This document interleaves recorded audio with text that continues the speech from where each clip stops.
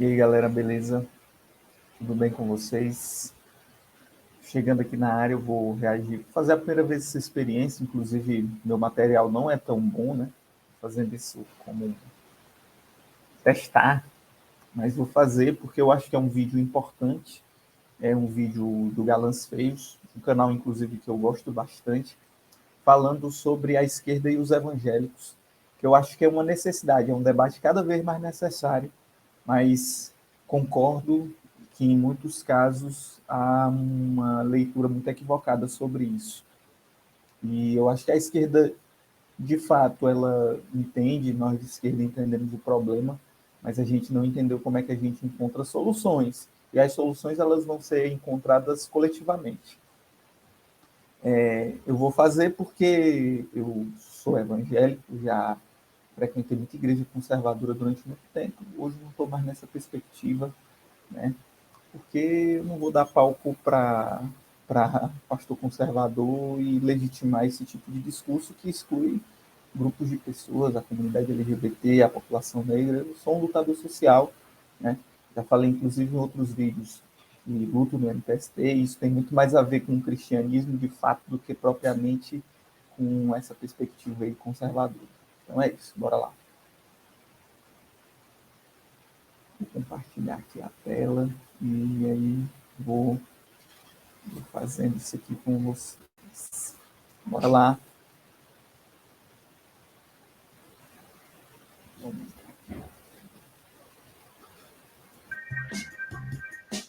Fala, seus mal diagramados. Imagine você naquele churrasco familiar de fim de semana e chega o seu primo evangélico que trabalha fazendo uns lances aí, falando sobre o Pixar, a marca da besta. Cara, os caras, principalmente o Helder, cara, eu acho que é uma forma muito interessante de tratar de fenômenos políticos com bom humor e tendo uma linguagem muito própria, muito ácida. Né? Acho isso muito interessante desse canal especificamente. Uma linguagem. Eu acho que o Thiago Santinelli, inclusive, tem uma linguagem parecida, mas os galãs aí têm uma linguagem muito interessante, eu acho. Do globalismo ou mulher usando cabelo Black Power ser apenas esquerdismo. Você tem. Inclusive, primeira vez que eu pausei o vídeo para falar alguma coisa que eu acho importante. Acho que um elemento importante para a gente dialogar nesse sentido aí é de que modo os evangélicos, né, historicamente, contribuem para teorias conspiratórias. Quem já participou de igreja sabe muito bem que a igreja evangélica, durante muito tempo, fomentou, né, esse ideário, os Illuminati, ou a própria coisa do ódio à Xuxa, né, de dizer que a Xuxa, a música ao contrário da Xuxa, é coisa do demônio, uma parada desse tipo, assim. Então, teoria da conspiração no movimento evangélico não é uma novidade, infelizmente. Acredito, inclusive, que essa perspectiva ela só encontrou eco e voz no bolsonarismo, mas quem viveu e quem esteve presente, né, nessas conjunturas aí presentes dentro da igreja evangélica sabe muito bem que durante muito tempo e até hoje, inclusive, essas teorias estão muito em voga. Só encontrou eco no bolsonarismo e Bolsonaro foi a voz pública, deu fortaleza, né? Encontrou eco a partir dali. Os evangélicos encontraram eco no bolsonarismo, e no Bolsonaro em especial. Né? Tenta se desvencilhar, mas ele puxa o celular e estraga o seu almoço com um vídeo de pregação de 1 hora do pastor Anderson. Tem vezes que não é nem o Anderson Silva, certo? Às vezes é até o pastor stand-up, Cláudio Duarte. Então tem, assim, chorume evangélico com parente crente, inclusive parente crente. Eu sou um parente meio, né, em ambientes familiares, eu não sou da pessoa mais querida, porque eu falo demais, entendeu? Então, mas o parente crente, ele tem uma capacidade muito maior de ser odiado. Silva. E claro, começa a falar de política e emenda a sequência do Nine isso, Barba aquilo, Luladrão e faz o L. Porra, todo idiota agora, qualquer coisa que você faça, tá calor, tá frio, levou uma topada, os caras metem ou faz o L, né? Esse inferno. Inclusive, eu fui para um ato de professor, teve uma paralisação da categoria semana passada, os caras, bolsonaristas passando em frente à Assembleia Legislativa e faz o L, tá sofrendo, votou no Lula, não sei o quê, porra. O que tem a ver, né, cara? Quer dizer que a nossa luta, a gente tem que parar de lutar porque o governo foi... A gente votou no Lula. Um familiar que já foi pior, mas parece querer voltar, não é só uma demência isolada do seu primo, não. A relação entre política e evangélicos é um dos grandes fenômenos sociais do Brasil nos últimos 30 anos. Tanto que a eleição do Jair só pode ser compreendida a partir dessa mudança. Eu quero agradecer. Cara, a eleição do Bolsonaro, ela é resultado desse processo histórico. Quem participou de igreja evangélica sabe muito bem que, desde os seus primórdios, a igreja evangélica tem um projeto político de intervenção na cultura. Isso é orientado pelo neopentecostalismo, mas especialmente também pelo calvinismo. Os caras têm um projeto social, de compreensão da sociedade, de confluir a sociedade, de forjar um modo de vida ali baseado nos valores da igreja evangélica. E isso não é de agora.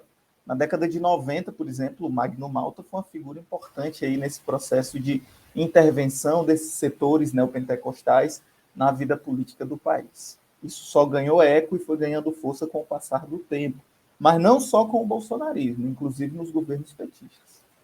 Graças a Deus por estar vivo. Só que a esquerda parece estar simplesmente perdida diante do desafio colocado pela ascensão dos evangélicos. Eu não sei nem se a esquerda está perdida, sabe? Eu concordo com o conteúdo, mas eu não acredito que a esquerda esteja tão perdida nessa análise. Eu acho, inclusive, que, na verdade, a esquerda compreendeu o problema, né? Nós compreendemos o problema, a importância de discutir sobre isso após 2018, mas a gente não entende como é que a gente intervém nessa discussão. E eu acho que um dos aspectos que a gente deve destacar nesse caso é não entender que disputar os evangélicos é necessariamente um debate que você está na igreja e você vai disputar o caráter da igreja.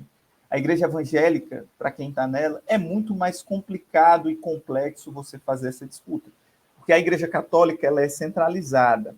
Então, todos os grupos, Renovação Carismática, Teologia da Libertação, estão todos dentro da igreja evangélica.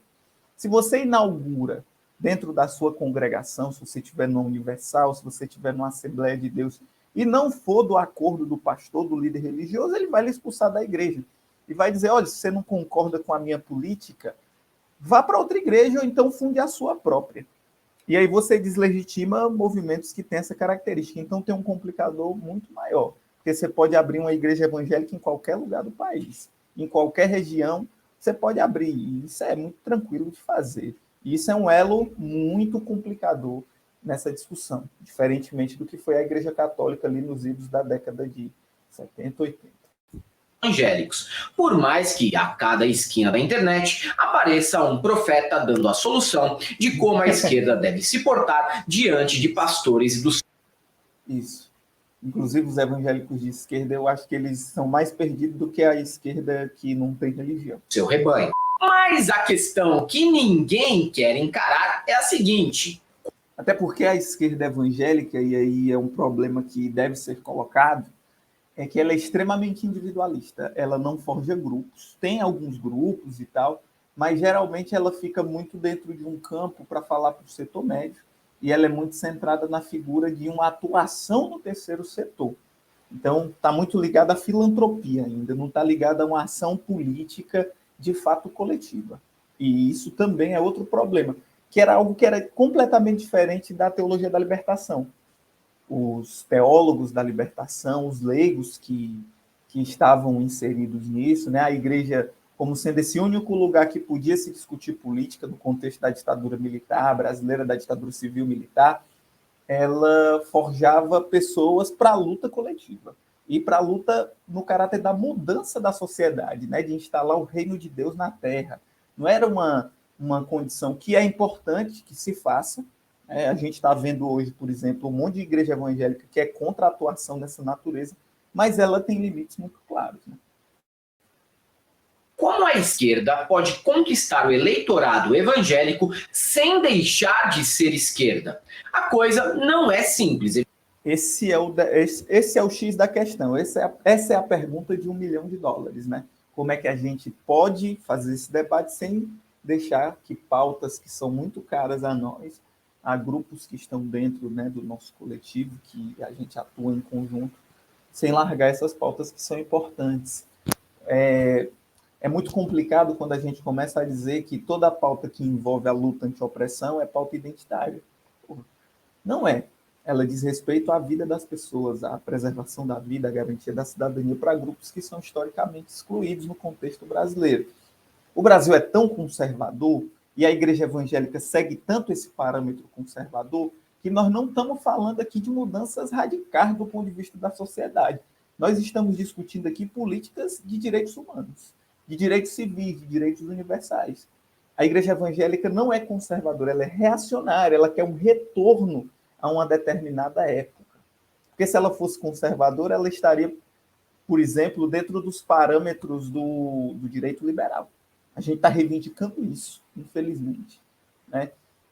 Que tem a sua importância. A igreja evangélica quer um recuo, que é algo que seja anterior a esse processo. Evidentemente. Nas últimas...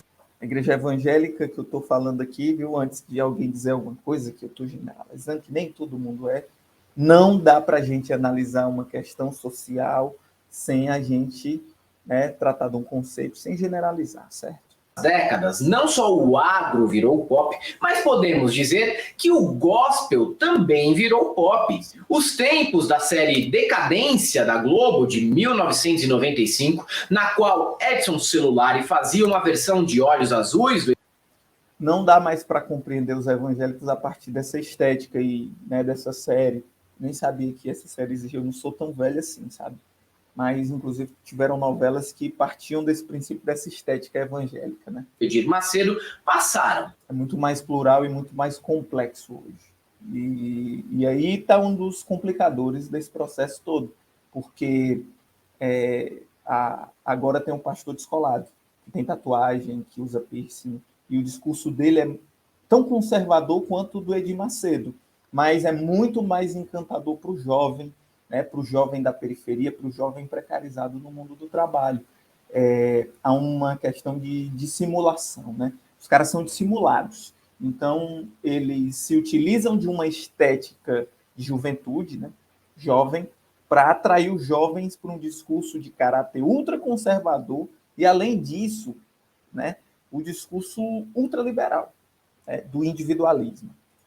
Agora, até novela das 7 da mesma emissora tem uma protagonista negra e evangélica. Ninguém precisa mais ser um aplicado leitor da Bíblia vestindo saião ou paletó da Dorinhos para ser um renascido em Cristo. Haja visto o católico crente difuso, que é um fenômeno. Eu vi esse vídeo algumas vezes e eu acho que vai chegar nesse ponto aí, eu vou comentar depois. Fenômeno que atinge pessoas como Neymar, MC Pipoquinha e Juliana, do bonde do forró. Porra, cara. Esse é o elemento que eu acho... É um elemento que as pessoas destacam um pouco, mas eu prestei atenção nesses últimos dias por isso. Teve o carnaval, e aí a gente curtiu o carnaval, teve o feriado, né? Para quem é professor, porra, feriado bom pra caralho. É um momento que as classes populares vão para a rua, né? Que a gente se apropria da rua para festejar. E isso irrita muita gente, porque tem muita gente elitista que é contra que o pobre tenha um momento para curtir de lazer. Acha que pobre e trabalhador tem que só viver às custas de um trabalho precário. Isso é puro suco de Brasil e de elitismo. E aí muita gente, cara, que podemos dizer assim, da putaria, citando o versículo bíblico, chamando o carnaval de festa da carne, e fazendo denúncia moralista, certo? Usando de fake news e usando de coisa de crente, musicalidade gospel, de encontros evangélicos, para tentar desmoralizar o caráter da festa popular que o carnaval é, embora a pessoa não frequente uma igreja. Esse é o fenômeno aí da Juliana, né? Da Juliana do Bonde do Brasil, se eu não me engano, inclusive ele cita, né? Acabou de citar. sei se é Bonde do Brasil ou Bonde do Forró, sei lá, que ela, né, ela se utiliza do corpo e tal. Ela, inclusive, né, teve um caso agora de uma festa católica, mas ela, na sua raiz, ela é extremamente moralista, né, contra o avanço de pautas da comunidade LGBTQIA+, inclusive bolsonarista assumida. Né? Ou evangélica é uma palavra muito forte. MC Pipoquinha é outra, né, que inclusive debochou de professora. Sim, chegamos ao crente não praticante. O Brasil chegou no estágio do crente não praticante. Isso era só da época da Igreja Católica. Agora a gente tem evangélico não praticante no Brasil. Como brasileiro típico. A existência desse crente freestyle... Inclusive, isso tem a ver com o imaginário, né?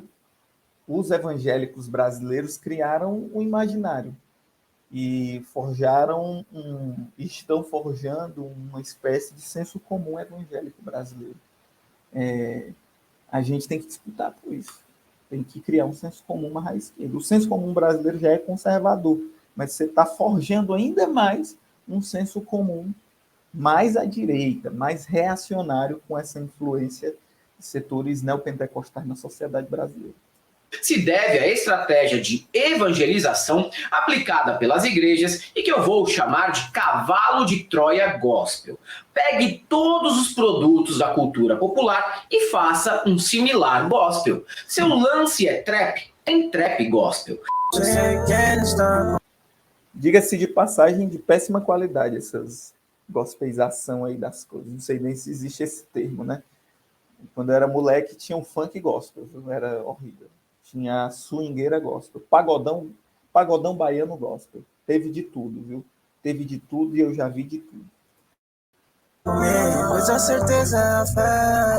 É isso, é para trazer o jovem, para trazer setores populares, em especial o jovem, o cara que é precarizado do mundo do trabalho, para, né, venha para cá, aqui nós somos parecidos com vocês, mas na raiz é tão conservador quanto o Edir Macedo. Mas por que esses caras de igrejas, né, das churches, dessas igrejas americanizadas, né, com fundo preto, descoladas e tal, ganham tantos adeptos, em especial o jovem? Porque, diferentemente do Edir Macedo, o pastor coaching, o pastor tatuado, ele não tem o estigma do Edir Macedo. O Edir Macedo, para o jovem, né, para a juventude mais antenada, já é uma figura caricata. O Silas Malafaia. Os caras não vão para a igreja do Malafaia, pô. Os caras não vão para a igreja do Edir Macedo. A galera vai para a igreja descolada. Mas na raiz da questão, o discurso é tão conservador, até mais conservador que o discurso do Edir Macedo. Pode ter certeza. Death metal. Inclusive, já me enganei, viu? Já conversei com galera evangélica desse perfil aí, o cara era todo descolado, mas votava no Partido Novo. Tem também.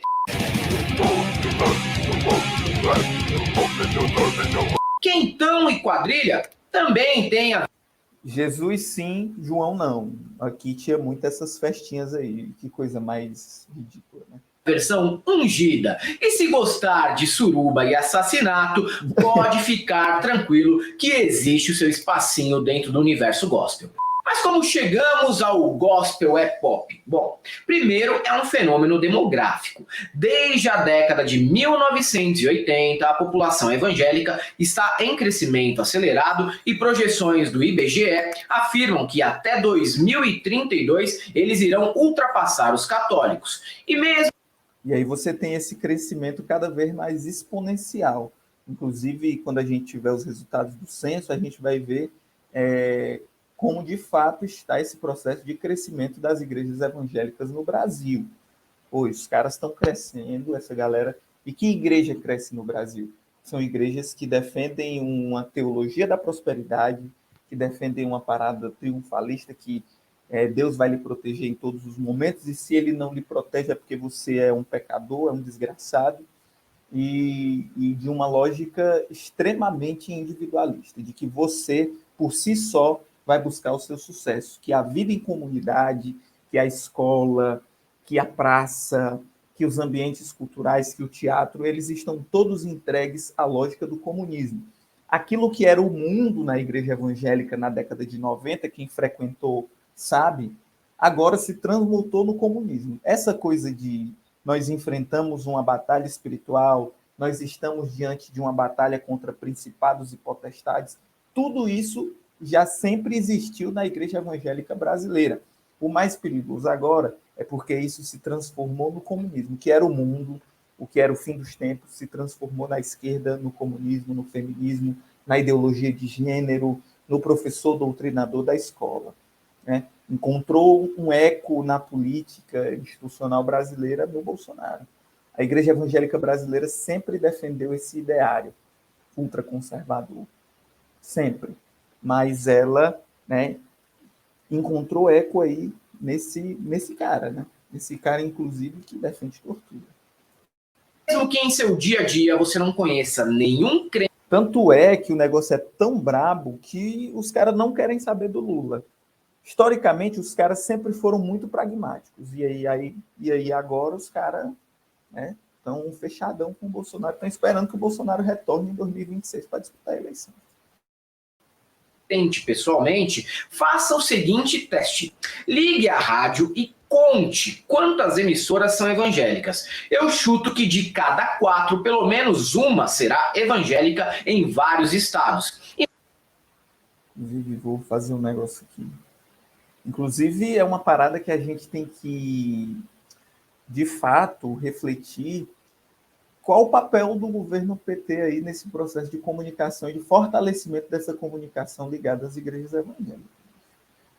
Porque o governo Lula, em especial o primeiro mandato, fechou rádio comunitária e deu concessão de TV e de rádio, que são concessões públicas, para um monte de igreja evangélica e de setor da renovação carismática. Né? Então, você tem aí tem um processo de criação de ideias, de formação de pessoas, de formação de um ideário. Inclusive, aqui em Fortaleza, tem um pastor que é muito conhecido, que é o Gessé Góes, bicho. Ele é um cara que tem uma concessão de rádio, já teve uma concessão de TV, mas não deu muito certo. Mas na sua concessão de rádio, ele se utiliza sempre de um discurso de criminalização da esquerda, de demonização do feminismo, de demonização do movimento negro. E o cara fala para milhões.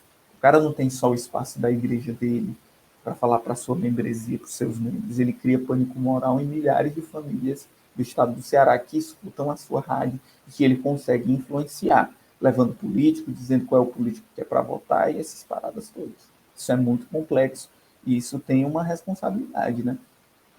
O governo Lula e o governo Dilma não se deram conta de fato que comunicação é política, comunicação é poder. Os caras não entraram nessa disputa e aí a gente está vivendo só o resultado disso tudo.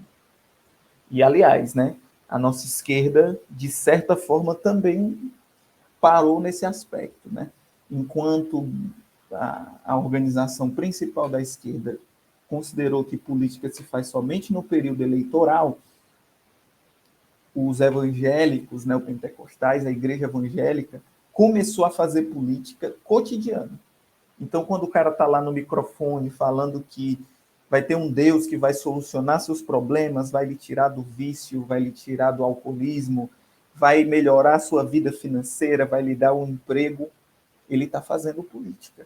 Ele está fazendo trabalho de base cotidiano, quando ele vai tomar o café com a senhora lá, quando ele ajuda a família a melhorar de condição. Esse cara, esse ator social, esses grupos estão fazendo política, estão fazendo trabalho de base. Então, enquanto a esquerda, uma parte da esquerda majoritária, acredita que só tem que ir na periferia de 2 em 2 anos para fazer, né, para pedir voto. E aí, bicho, aí é jogar para perder de pouco. Enquanto a gente achar que política só se faz na eleição, aí a gente vai fazer isso, vai só recuando das nossas pautas. E os caras estão cada vez mais radicalizados. Agora, não é só a pauta dos costumes, agora é a pauta econômica. Os caras estão defendendo pauta ultraliberal e individualista. e nem preciso falar para a presença das igrejas na TV aberta ou a cabo. Não é bem uma minoria que é a audiência de toda essa rede midiática, viu? Eles superam facilmente a CNN, a Globo e as rádios rock.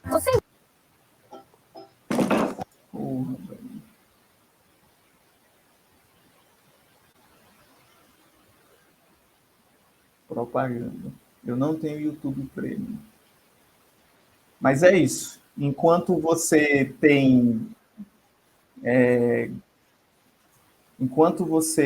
não investe em comunicação, você acaba deixando aí um vácuo político, e na política não tem vácuo. Alguém vai se apropriar disso e alguém vai fazer o que a gente está deixando de fazer. E quem fez isso foi a Igreja Evangélica. E eles estão cada vez mais radicalizados. Vamos lá. A nossa TV é diferente de tudo que você já viu. Só aqui você encontra canais pensados para trazer o melhor a você e sua família. E é óbvio que tudo isso se liga à política nacional. Na atual legislatura, a Frente Parlamentar Evangélica no Congresso Nacional reúne 132 deputados e 14 senadores. Um grupo dessas proporções é produto de décadas de participação mais efetiva dos evangélicos na política, em especial a partir da Constituinte entre 1986 e 1988, na qual a bancada evangélica era composta por apenas 33 membros, sendo 18 deles do ramo pentecostal. As coisas mudaram bastante. Agindo como bloco coeso, eles assumem posições contrárias à homossexualidade, liberação das drogas, feminismo, pornografia, liberação dos métodos contraceptivos abortivos e a censura nos costumes nos meios de comunicação. E, posteriormente, nas eleições presidenciais, cada vez mais o voto evangélico foi mostrando seu. Então, a Frente Parlamentar Evangélica só cresceu de 89 para cá. E eles são cada vez uma força cada vez mais real na política brasileira, inclusive na política institucional, né? Você tem aí uns caras que conseguem barganhar cargo em comissão, em mesa diretora de Câmara, e tem uma pauta e um programa muito claro aí, que está centrado na pauta de costumes, né? Contra o aborto, contra a descriminalização das drogas, contra casamento civil igualitário. Essa é meio que uma pauta, mas os caras vão se unindo ali com outras pautas, agora com a pauta do armamentismo, agora também com a pauta que envolve homeschooling, né? De enfraquecimento da educação pública, de uma perseguição para a cultura. Então você tem aí um fortalecimento, inclusive os caras arregimentando uma pauta cada vez mais ampla, né, ligada à extrema-direita. Os caras votaram tudo pela reforma trabalhista, os caras votaram tudo pela reforma da Previdência. Então, você tem aí esse grupo indo cada vez mais à direita.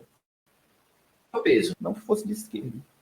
Entre Collor e Lula, igrejas como a Universal e a Casa da Bênção apoiaram o caçador de Marajás. Em 1994, Edir Macedo, liso como sempre, declarou o seguinte: essa eleição será uma luta entre os candidatos de Deus e do diabo, mas eu não votarei em Lula. Em 2002, a estratégia de Serra de trazer a pauta Eu não acho...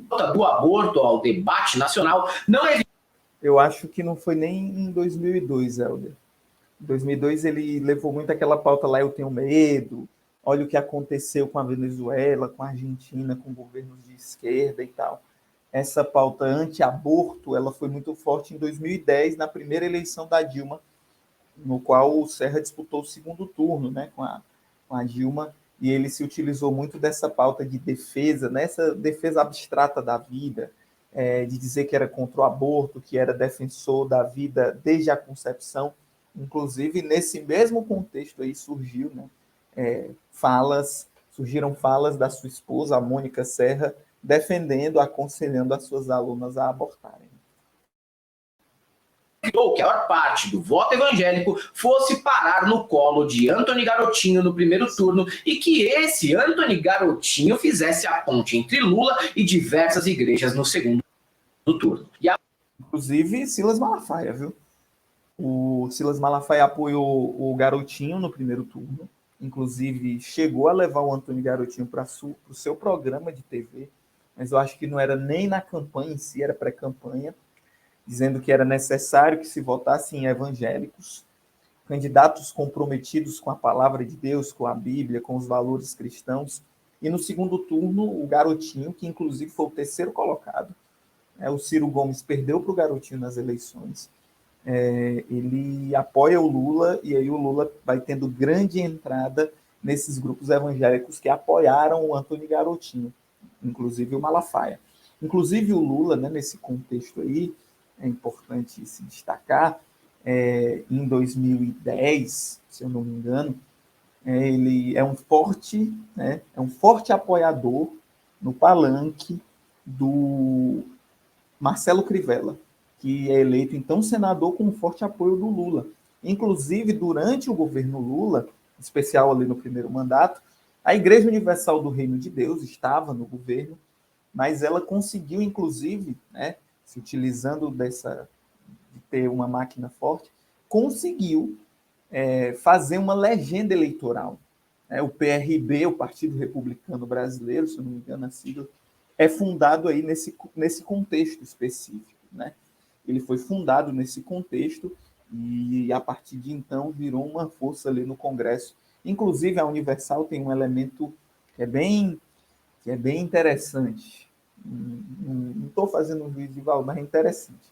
A Igreja Universal tem uma estratégia política de ter parlamentares ligados à igreja, mas eles se afastam e vão se dedicar somente à atividade política. Então, o bispo Marcelo Crivella é um cara destacado para essa atuação mais política, que inclusive chega à Prefeitura do Rio, né? Então, você tem esses elementos aí. A criação desse partido, né, que é um partido diretamente ligado à Igreja Universal do Reino de Deus. A partir daí, meu irmão, os temas relativos à moral, sexualidade e drogas fizeram o caldo entornar para a esquerda até chegarmos à eleição do excrementíssimo em 2018. Lembrando que o obscuro deputadinho do Rio de Janeiro... Inclusive 2014, bicho. 2014 esse debate já estava muito em voga. Embora algumas igrejas evangélicas ainda apoiassem a Dilma, o Malafaia, por exemplo, na eleição de 2012... fez vídeos muito ofensivos contra o Haddad. O pânico moral do kit gay do Haddad já surgiu ali em 2012. Em 2014, você já tinha tido um racha de setores evangélicos com o PT. Nem todo mundo apoiava, né? Uma parte foi apoiar a Marina, por exemplo, a Marina Silva, né, que aí foi candidata por conta da morte, do falecimento do Eduardo Campos. Muita gente vai apoiar a Marina nesse contexto, inclusive o Feliciano, que em 2013 ou é 2012, não sei se não me engano, é entre esses anos aí que eu me lembro, uma memória boa aí nesse período. O Feliciano foi eleito presidente da Comissão de Direitos Humanos, e ele era então aliado do PT, e por conta da pressão de movimentos populares, de movimentos ligados à defesa dos direitos humanos, por conta da sua já famosa postura racista, de demonização do continente africano, de ataque à comunidade LGBT, um cara da cura gay, né, como ficou conhecido, sofreu grande pressão dos setores progressistas, porque o PT meio que deixou de lado a comissão, e aí ele se sente meio que abandonado pelo governo Dilma e acaba rompendo com a Dilma nesse contexto. Tem o pastor Everaldo aí, que sai candidato nessa época também. Janeiro, nos idos de 2011, já estava relacionando homossexualidade e pedofilia na TV Câmara, dentre outras atrocidades que ele costumava dizer. Fala tanto em bullying e vai estimular o homossexualismo. Que os outros filmes, como por exemplo, o outro chamado Probabilidade, é um menino que está numa cidade, namora uma menina, tá certo? E quando os pais mudam de cidade, ele começa a relacionar com outros amigos e num dado momento, com um coleguinha, há um beijo entre os dois meninos. E ele se sente algo diferente. E daí ele fica na dúvida, namoro o João ou volto para a Mariazinha?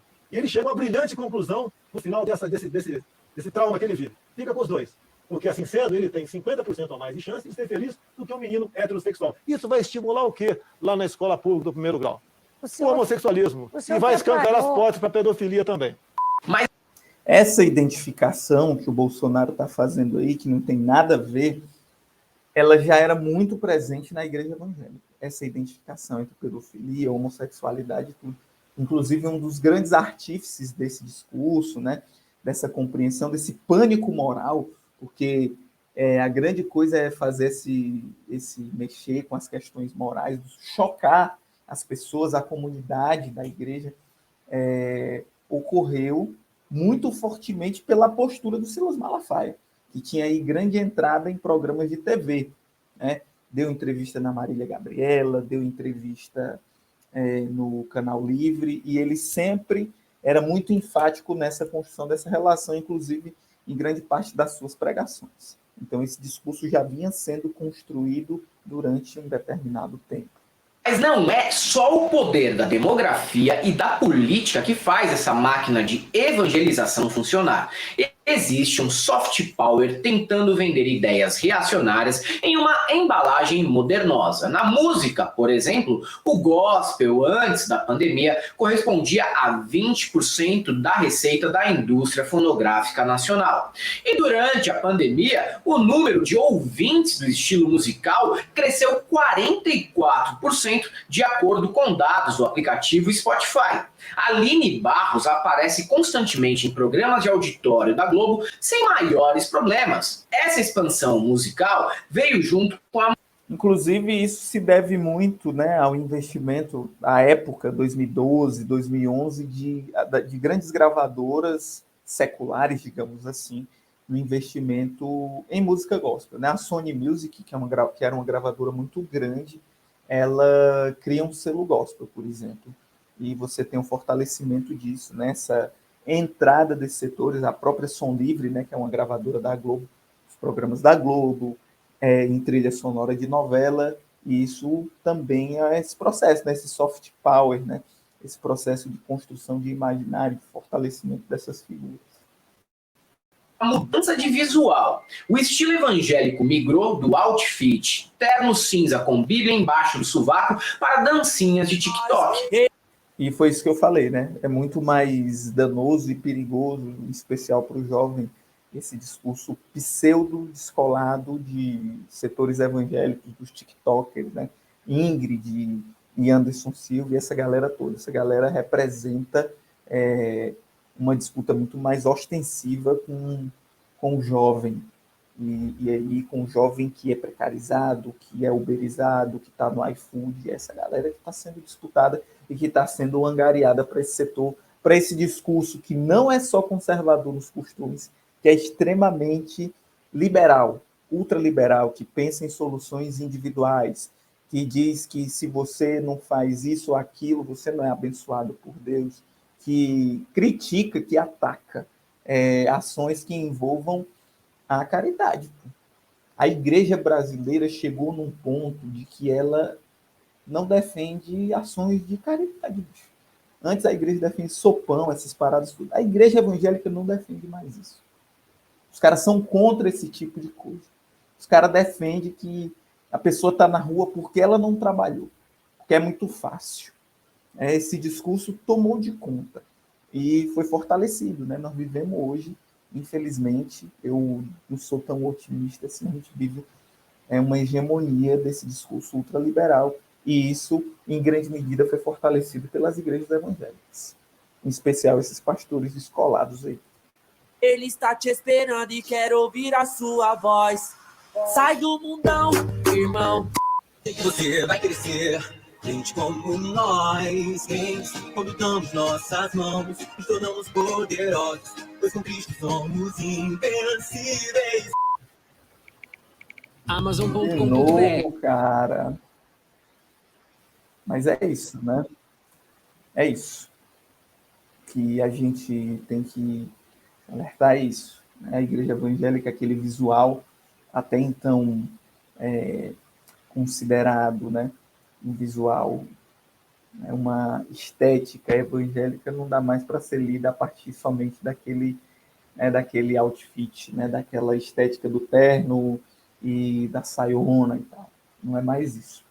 Os fiéis, as igrejas, digo, as churches, agora são, digamos, estilosas. Templos com fachadas sóbrias, em tons escuros, guardam palcos com tela de LED e iluminação high-tech. No púlpito, um clone do Henrique Fogaça usa algum versículo do Antigo Testamento para disseminar ou um papinho de red pill ou um discurso inflamado de piramideiro motivacional. Tudo isso ao som de uma banda de worship tocando algo que pode ser descrito como um YouTube movido a Zolpidem. Muitos que chegaram até aqui já estão subindo pelas paredes. Mas nem todos são assim. Concordo, nem todos são assim. Mas não dá para a gente debater sério, criar uma compreensão, conceituar sobre essa discussão sem levar aspectos mais gerais. Pô. Inclusive, nem todos são assim, são a exceção que confirmam a regra. O Henrique Vieira e outras meia dúzia de pastores são exceções que confirmam a regra de que grande parte dos nossos evangélicos estão entregues ao conservadorismo. É isso. E dou um exemplo aqui. Inclusive, Henrique Vieira dialoga mais com grupos de esquerda do que propriamente com evangélicos nas periferias. Feche os seus olhos e imagine a seguinte pessoa. Ítalo japonês paulistano, barba cultivada com minoxidil, fã de cerveja artesanal, do Kiss e do Van Halen. Esse cara é eleitor da direita, não é mesmo? Não, gente, eu estou descrevendo o Marco Bezzi, o que não significa que a maioria dos roquistas O Marco Bezzi. então não seja quase sempre um Paulinho Cogos que já fez sexo pelo menos uma vez na vida sem pagar. E não estamos tratando aqui apenas de Paulinho Cogos, o virgão, né? uma igreja ou de um pastor específico. Na real, a mentalidade do brasileiro hoje em dia, sendo ele evangélico praticante ou não, kardecista ou mesmo católico, tem sido modelada por uma espécie de teologia difusa que liga discretamente religião e neoliberalismo. Pô, isso está muito presente. Eu já falei aqui, inclusive, algumas vezes sobre, né? Está muito presente. E esse é o grande perigo. A teologia da prosperidade. Mas a teologia da prosperidade, ela tem nas suas raízes o neoliberalismo, o individualismo, né? Essa lógica de que você pode tudo, você não precisa de ninguém. Chegou aqui via televangelismo americano nos anos 80, defende que as bênçãos de Deus não esperam. Inclusive, a teologia evangélica brasileira, ela não é feita no chão da América Latina, ela é colonizada, né? Ela é advinda do imperialismo americano.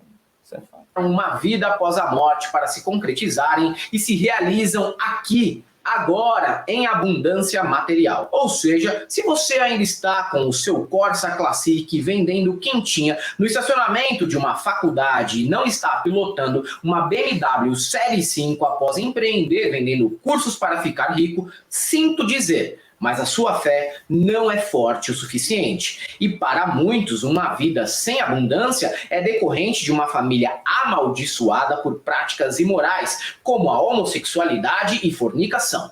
Nisso, o individualismo neoliberal fica de mãos dadas com o conservadorismo, e Margaret Thatcher, junto com Hitler e Fleury, sorri no inferno. O maniqueísmo de certos neopentecostais, e não estamos falando de pequenas seitas, mas de igrejas do vulto das lideradas por Macedo e Malafaia, explica o mundo em termos de uma guerra cotidiana. Isso. O mundo é explicado através de uma guerra espiritual entre bem e mal e forças do diabo contra a igreja. E hoje, necessariamente, é o feminismo, é a esquerda, é o comunismo. Contra o diabo, contra o mal. Essa visão da vida se adequa perfeitamente ao esvaziamento de políticas públicas e da demonização da política, que se tornou quase um... Inclusive, parada muito importante aí que o Helder falou. Porra, a igreja evangélica brasileira, ela cresce num momento especificamente de fortalecimento do neoliberalismo, ou seja, de enfraquecimento da presença do Estado como um agente de direitos. O Estado nas periferias, nesse período histórico, ele está presente apenas do ponto de vista policial. Então, todas aquelas políticas de Estado, saúde e educação, elas vieram sendo enfraquecidas durante esse período. E esse vácuo da ação do Estado, né, como esse agente, ela só fortaleceu esses grupos. Senso comum do brasileiro, tudo aquilo que não é da igreja e autorizado biblicamente é visto como produto do inimigo, o que faz com que pautas de extrema-direita sejam muito bem-vindas em certos círculos evangélicos por seu caráter antissistema, tipo homeschooling, escola sem partido e comunidades terapêuticas. Sim, os caras vivem dizendo que o Estado não deve dar conta da educação, porque o Estado é formado por um monte de burocrata, comunista, que a escola é feita por um monte de doutrinador. Essas pautas como escola sem partido, por exemplo, elas ganharam muito eco na igreja evangélica brasileira nesses últimos anos, por conta disso. Mas eu acho, e a leitura que eu tenho, isso já estava enraizado ali, já tinha-se um clima ali para se fazer isso. Já se tinham condições, esse discurso já era construído no decorrer do tempo. Isso sem contar como cada vez mais o discurso coach hiperindividualista e antagônico a toda a ideia de responsabilidade e solidariedade social se confunde com as pregações dos pastores populares como Pablo Marçal, Dave Leonardo e Tiago Brunet. É normal pensar em desistir. Porra, essa cara de bobo alegre aí desse bicho. O que não pode ser normal é desistir. O mundo, segundo essa... Os caras se fortalecem nessa discursiva aí, do discurso individualista, né? De que está tudo bem, de que você tem que buscar e de que o Estado não tem nenhuma responsabilidade social e nem deve ter, porque as pessoas têm que buscar pelos seus próprios caminhos e que existe pobre porque existe gente incompetente.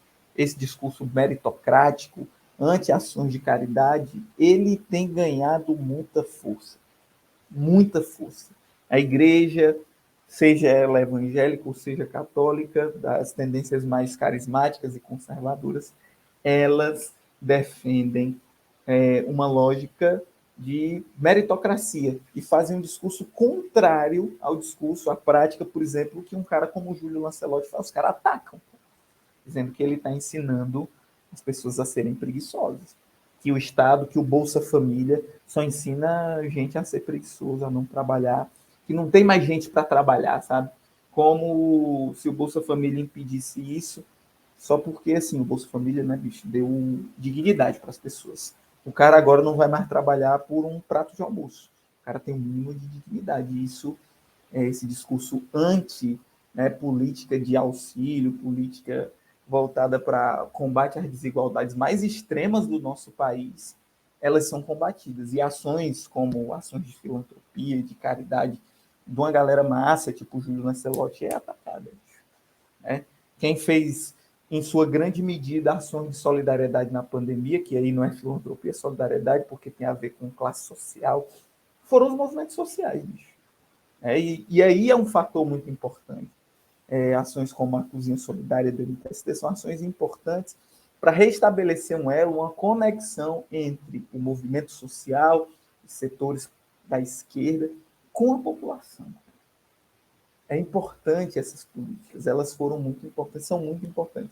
Seja isso, né, de atacar, o MTST faz campanha de arrecadação de alimento há muito tempo, seja para arrecadar e para, né, levar comida a quem mais precisa, que é a condição mais imediata, seja para restabelecer esses elos de conexão com a população trabalhadora brasileira.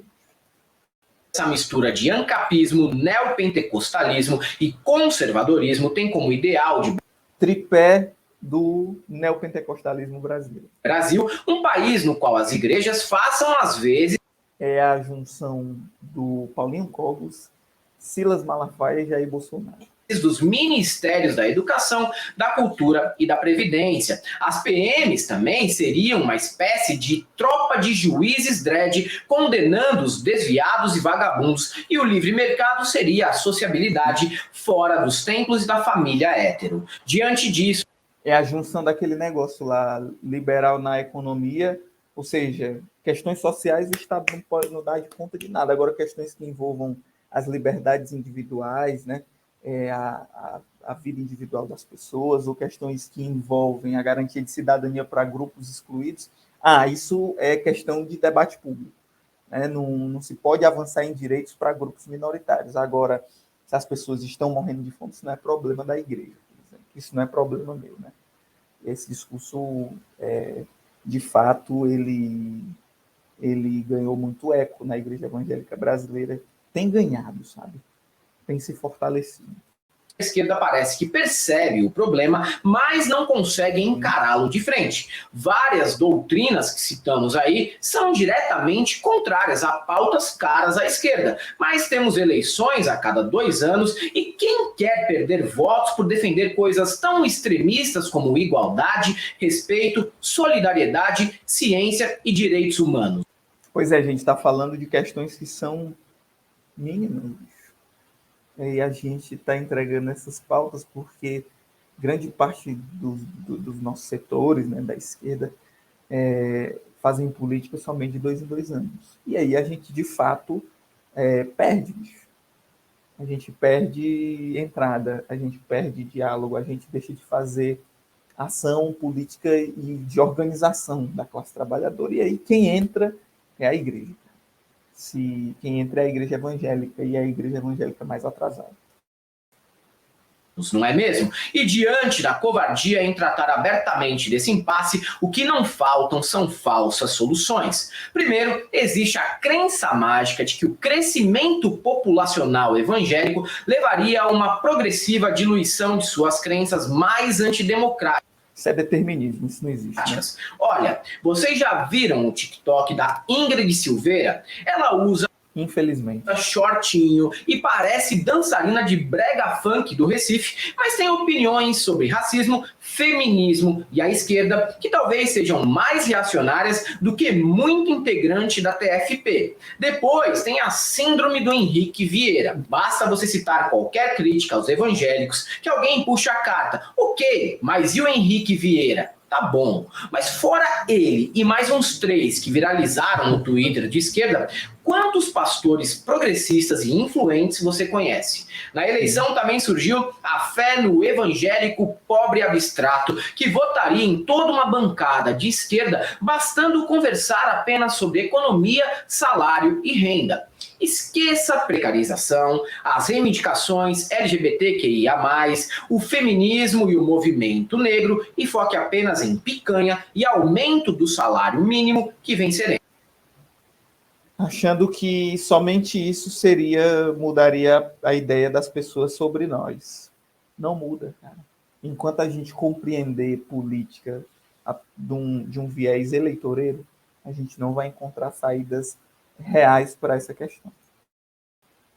Além de ser uma espécie de esquerda envergonhada e autofóbica, ela ignora que as quebradas do Brasil e seus habitantes são mais diversos do que se supõe, e ser pobre evangélico em Maragogi, Codajás, Lajeado do Bugre, em Águas Lindas do Goiás, não é algo que caiba em um mero fio de Twitter lacrador.